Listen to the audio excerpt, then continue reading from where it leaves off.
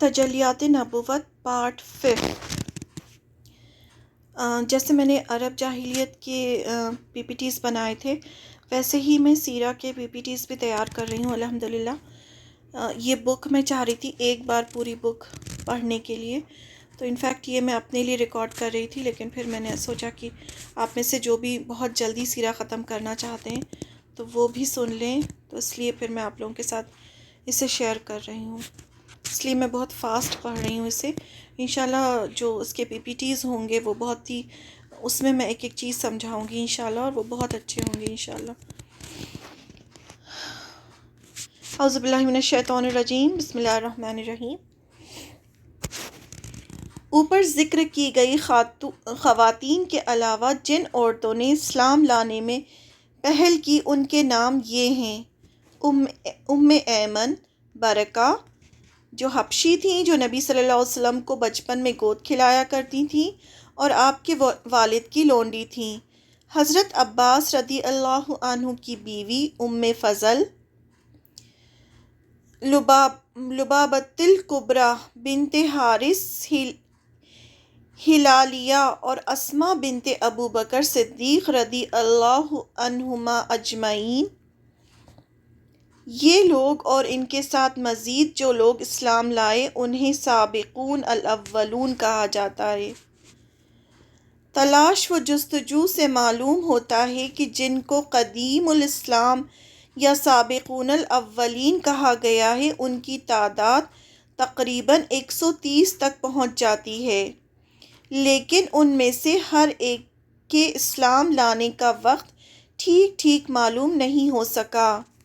غالباً اس میں ایسے صحابہ بھی ہیں جنہوں نے کھلم کھلا اسلام کی دعوت شروع ہونے کے بعد اسلام قبول کیا۔ اہل ایمان کی عبادت اور تربیت۔ جیسا کہ گزر چکا ہے کہ سورہ مدثر کی ابتدائی آیات کے بعد وحی پے در پے آتی رہی۔ کہا جاتا ہے کہ اس کے بعد سب سے پہلے سورہ جو نازل ہوئی وہ سورہ فاتحہ ہے۔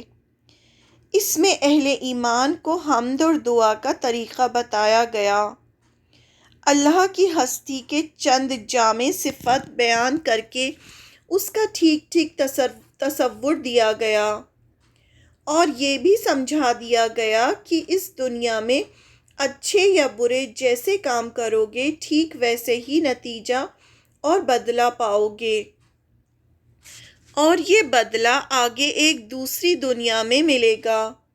اس کے علاوہ کامیابی اور سعادت کے راستے کی پہچان بھی بتائی گئی ہے۔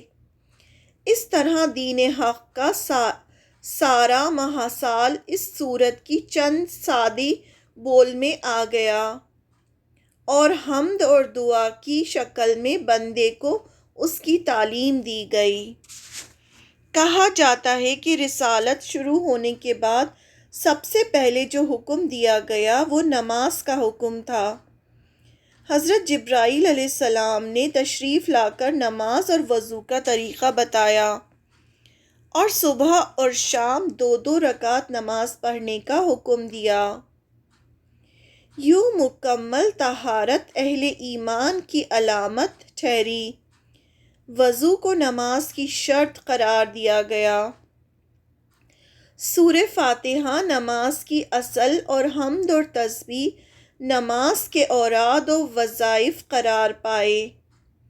اب نماز ہی اہل ایمان کی اصل عبادت تھی جو انہیں قائم کرنی تھی، اس لیے وہ نظروں سے دور جگہوں کا انتخاب کرتے اور کبھی کبھی وادیوں اور گھاٹیوں میں بھی چلے جاتے، یعنی نماز پڑھنے کے لیے۔ اسلام کے ابتدائی دنوں میں نماز کے علاوہ کسی عبادت یا امر ہونے کا پتہ نہیں چلتا، یعنی اور کوئی حکم نہیں آیا، صرف نماز کا حکم تھا۔ وحی آتی تھی، توحید کے مختلف گوشوں کو بیان کرتی تھی، صحابہ کو نفس کی صفائی کی تربیت دیتی تھی، مکارم اخلاق پر ابھارتی تھی، یعنی اچھا اخلاق ہونا چاہیے، جنت اور جہنم کے حالات بیان کرتی تھی اور ایسی زبردست نصیحتیں لے کر آتی تھی کہ ان کے سینے کھل جاتے تھے اور روح کو غذا ملتی تھی۔ جتنی بھی مکی صورتیں جو شروع میں نازل ہوئی، یہ ان کی بات ہو رہی ہے۔ ادھر رسول اللہ صلی اللہ علیہ وسلم بھی کتاب اور حکمت کی تعلیم کے ذریعے سے صحابہ اکرام رضی اللہ عنہم اجمعین کو پاک اور صاف کرتے تھے۔ یہ ظاہری پاکی نہیں تھی، یہ اندرونی پاکی تھی۔ ظاہری پاکی تو تھی ہی، ساتھ ہی جو اندرونی پاکی تھی وہ آپ صلی اللہ علیہ وسلم کر رہے تھے۔ انہیں دلوں کی صفائی، اخلاق کی پاکیزگی، معاملات کی سچائی اور نفس کی عفت یعنی پاکیزگی کی تربیت دیتے تھے، تاریکیوں سے نکال کر روشنی میں لاتے تھے، صحیح راستہ بتاتے تھے اور اللہ کے دین کو مضبوطی سے پکڑنے، اس کی رسی کو اچھی طرح تھامنے اور اس کے معاملے میں ثابت قدم رہنے کی تلقین فرماتے تھے۔ یوں 3 برس گزر گئے اور صرف افراد کو دعوت دی جاتی رہی، یعنی 1 to 1 بیسس پہ دعوت دی جا رہی تھی۔ مجلسوں اور محفلوں میں کہیں اعلانیہ تبلیغ نہیں کی گئی، لیکن قریش کو اس کا علم ہو گیا اور بعض نے اس پر انکار بھی کیا۔ بعض اہل ایمان پر کچھ زیادتیاں کی گئیں، لیکن عمومی طور پر قریش نے اب تک اسے کوئی اہمیت نہیں دی۔ ادھر نبی صلی اللہ علیہ وسلم نے بھی ان کے دین سے کوئی تعرض نہیں کیا اور نہ ان کے معبودوں کے بارے میں کوئی بات نہیں کی۔ وہ دیکھ رہے تھے کہ خاموشی سے کام ہو رہا ہے، یہ لوگ کچھ کر رہے ہیں، جب تک اگینسٹ میں ان سے کچھ نہیں کہا گیا انہوں نے بھی کچھ نہیں کہا۔ اسلام کی اعلانیہ تبلیغ، قرابت داروں میں تبلیغ، قرابت دار یعنی رشتہ دار۔ اب اعلانیہ تبلیغ کا حکم آئے گا۔ جب اکا دکا افراد کو خاموشی سے اسلام کی دعوت دیتے ہوئے 3 برس گزر گئے، قریش اور دوسرے قبیلوں کے کچھ اچھے لوگوں نے اسلام قبول کر لیا اور یوں اسلام کی اعلانیہ تبلیغ کے لیے حالات میں تھوڑی سی گنجائش ہو چلی، تو اللہ تعالیٰ نے رسول اللہ صلی اللہ علیہ وسلم کو حکم دیا کہ اب آپ صلی اللہ علیہ وسلم اپنے نزدیکی رشتہ داروں کو ڈرائیں، پھر جو ایمان لائیں اور آپ کے پیروکار بن جائیں ان کے لیے اپنا بازو جھکائیں، یعنی ان کی طرف مائل ہو جائیں، بازو جھکائے رکھیں، اور جو آپ کی بات نہ مانے ان پر آپ اپنی لا تعلقی کا اعلان کر دیں، یعنی ہمارا تم سے کوئی تعلق نہیں جو بات نہیں مانے۔ اس سورہ شعراء کی آیتیں اس طرح سے آئیں اور آپ صلی اللہ علیہ وسلم کو حکم دیا گیا کہ اپنے نزدیکی رشتہ داروں کو ڈرائیں۔ اس حکم پر نبی صلی اللہ علیہ وسلم نے اپنے سب سے نزدیکی قرابت داروں یعنی بنو ہاشم کو اکٹھا کیا۔ اس کے ساتھ بنو مطلب کے بھی کچھ آدمی تھے۔ آپ نے ان کے سامنے اللہ کی حمد و ثنا کی، اس کی وحدانیت کی شہادت دی کہ بس وہ ایک ہی خدا ہے، پھر بڑے اچھے انداز میں ان کے لیے اپنے اخلاص کا اظہار کیا کہ میں آپ کے لیے، اپنے رشتہ داروں کے لیے بہت ہی زیادہ اچھا سوچنے والا ہوں، اور کہا اللہ وحدہ لا شریک کی قسم، تم لوگ اسی طرح مر جاؤ گے جیسے سوتے ہو، پھر اسی طرح اٹھائے جاؤ گے جیسے جاگتے ہو، اس کے بعد تم سے تمہارے اعمال کا حساب لیا جائے گا، اور بھلائی کا بدلہ بھلائی سے اور برائی کا بدلہ برائی سے دیا جائے گا، پھر یا تو ہمیشہ کے لیے جنت ہوگی یا ہمیشہ کے لیے جہنم۔ اللہ تعالیٰ نے کہا تھا نا کہ اپنے رشتہ داروں کو ڈرائیں، تو اس طرح سے آپ صلی اللہ علیہ وسلم نے بنو ہاشم اور بنو مطلب کو ڈرایا۔ یہ سب کہہ کر نبی صلی اللہ علیہ وسلم کی باتیں سن کر سب نے نرمی سے گفتگو کی، صرف آپ کے چچا ابو لہب نے کہا کہ اس کا ہاتھ اس سے پہلے پکڑ لو کہ عرب اس کے خلاف اکٹھا ہو. یعنی ابھی ابو لہب جو تھا وہ آپ کا چچا تھا. باقی سب لوگوں نے تو بہت نرمی سے آپ سے بات کی، لیکن ابو لہب نے کہا کہ اس کا ہاتھ پکڑ لو، یعنی ابھی اس کو روک دو، ورنہ اس وقت اگر اس کو ان کے حوالے کرو گے تو ذلت اٹھاؤ گے، اور اگر اسے بچانا چاہو گے تو مارے جاؤ گے. یعنی یہ ایسی بات کہہ رہا ہے کہ اس کی اس بات سے پورے عرب والے جو ہیں وہ اس کے خلاف ہو جائیں گے، اور اگر تم اس ٹائم اس کو حوالے کرو گے، یعنی آپ صلی اللہ علیہ وسلم کو ان کو دو گے، تو کیا ہوگا، ہم سب لوگ ذلیل ہوں گے کہ ہمارے قبیلے کا آدمی ہم نے ان کو دیا. اور اگر اس سے بچانا چاہو گے، یعنی اگر ہم اس وقت سوچیں گے کہ ہم آپ صلی اللہ علیہ وسلم کو بچائیں، تو کیا ہوگا، پورے عرب والے سب مل کر ہم پر چڑھ جائیں گے اور ہمیں مار ڈالیں گے. تو یہ ابو لہب نے اس وقت کہا. مگر آپ کے چچا ابو طالب نے کہا، ابو طالب کون تھے؟ جنہوں نے آپ صلی اللہ علیہ وسلم کو پالا تھا، جو آپ سے بہت محبت کرتے تھے. انہوں نے کہا تمہیں جو حکم ملا ہے اسے کر گزرو، واللہ میں مسلسل تمہاری حفاظت اور تمہارا بچاؤ کرتا رہوں گا. البتہ میرا جی نہیں چاہتا کہ میں اپنے والد عبد المطلب کے دین کو چھوڑ دوں. اب انہوں نے یہ کہا کہ میں تمہاری پوری مدد کروں گا، لیکن میں اپنا دین نہیں چھوڑ سکتا. اور آخرکار ان کی موت جو تھی وہ شرک پر ہی ہوئی، لیکن انہوں نے پوری اپنی زندگی آپ سے محبت کی اور آپ کا ساتھ کبھی نہیں چھوڑا.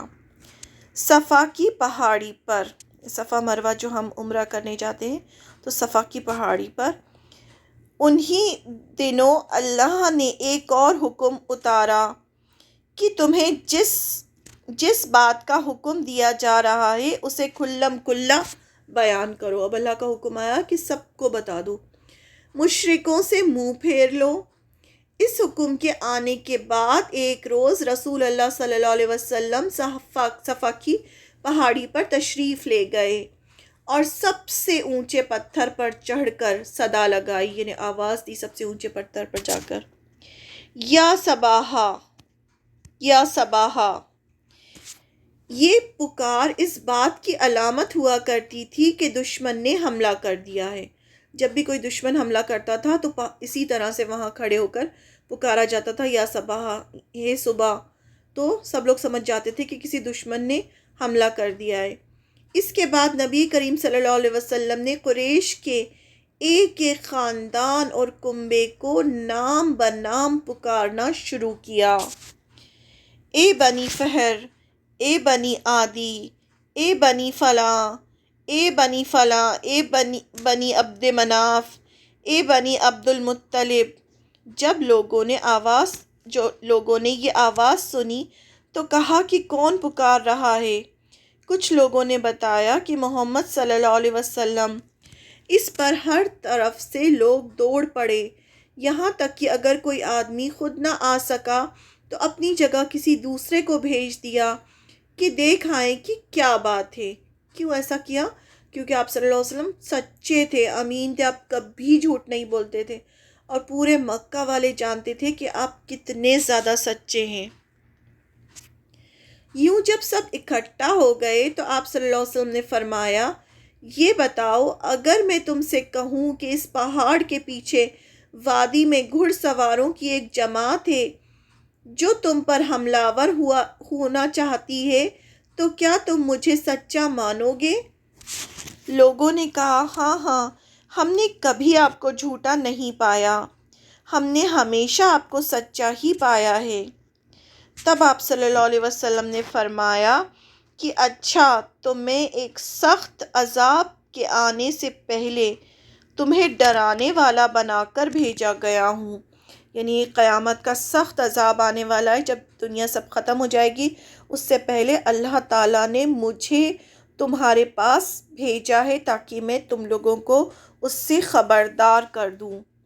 میری اور تمہاری مثال ایسی ہی ہے جیسے کہ کسی آدمی نے دشمن کو دیکھ لیا اور جھٹ پٹ دوڑا کہ گھر والوں کی حفاظت اور بندوبست کرے، لیکن اس نے خطرہ محسوس کیا کہ دشمن اس سے پہلے انہیں آ دبوچے، لہٰذا زور زور سے پکارنے لگا۔ پھر انہوں نے بتایا کہ جیسے کہ جیسے کہ کوئی انسان اگر دشمن کو دیکھ لیتا ہے تو کس طرح سے جا کے وہ بچاتا ہے، سب کو بچانے کے لیے اس طرح سے یا صباح کہہ کے بچاتا ہے سب کو، تو میں بھی اسی طرح سے تم لوگوں کو بچانا چاہتا ہوں۔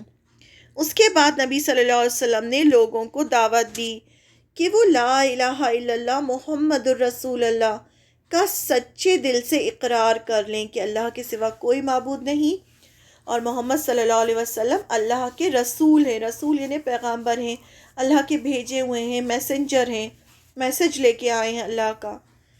یہی اقرار کریں اور بتلایا کہ یہی کلمہ دنیا کی کامیابی اور آخرت کی نجات کا ذریعہ ہے، یعنی اگر تم یہ کلمہ پڑھ لو گے تو تمہیں دنیا میں بھی نجات ملے گی اور آخرت میں بھی۔ اور سمجھایا کہ اگر وہ اپنے شرک پر رہے اور آپ کی لائی ہوئی باتوں پر ایمان نہ لائے تو اللہ کا عذاب انہیں اپنی گرفت میں لے لے گا۔ رسول ہونے کے باوجود انہیں نہ عذاب سے بچا سکیں گے نہ اللہ سے چھڑا سکیں گے۔ آپ نے یہ ڈراوا عام لوگوں کو بھی سنایا اور خاص لوگوں کو بھی۔ سب کو یہ بات بتا دی کہ اس وقت کوئی آپ صلی اللہ علیہ وسلم کسی کو نہیں بچا سکیں گے۔ ابھی وہ سب کو خبردار کر رہے ہیں، سب کو ڈرا رہے ہیں اس عذاب سے جو آنے والا ہے، اور اس دن جب عذاب آ جائے گا اس وقت آپ صلی اللہ علیہ وسلم کسی کو نہیں بچا سکیں گے۔ آپ نے فرمایا، اے قریش کے لوگوں، جہنم سے نجات کے بدلے میں اللہ سے اپنی جانوں کا سودا کر لو، کیونکہ میں تمہارے نفع و نقصان کا مالک نہیں اور نہ تمہیں اللہ سے بچانے کے لیے کچھ کام آ سکتا ہوں۔ اے بنی کعب بن لوہئی، اپنے آپ کو جہنم سے بچا لو، کیونکہ میں تمہارے نفع اور نقصان کا مالک نہیں۔ اے بنی مرہ بن کعب، اپنے آپ کو جہنم سے بچا لو۔ اے بنی قصی، اپنے آپ کو جہنم سے بچا لو، میں تمہارے نفع نقصان کا مالک نہیں۔ اے بنی عبد شمس، اپنے آپ کو جہنم سے بچا لو۔ اے بنی عبد مناف، اپنے آپ کو جہنم سے بچا لو، کیونکہ میں تمہارے نفع و نقصان کا مالک نہیں۔ اے بنی ہاشم، اپنے آپ کو جہنم سے بچا لو۔ ہم امیجن کر سکتے ہیں نا کہ آپ صلی اللہ علیہ وسلم کس طرح سے ایک ایک کو کہہ کے سمجھا رہے ہوں گے، اور سب سے کیا حکم آیا سب سے پہلے کہ ڈراؤ لوگوں کو، خبردار کرو۔ اے بنی عبد المطلب، اپنے آپ کو جہنم سے بچا لو، کیونکہ میں تمہارے نفع و نقصان کا مالک نہیں اور تمہیں اللہ سے بالکل بچا نہیں سکتا۔ میرے مال میں سے جتنا چاہے مانگ لو، مگر میں تمہیں اللہ سے بچانے کے لیے کوئی اختیار نہیں رکھتا۔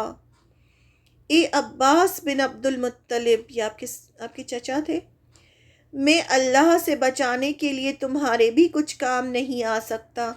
امیجن کریں آپ صلی اللہ علیہ وسلم کیسے ایک ایک کا نام لے لے کر ان سے کہہ رہے ہیں۔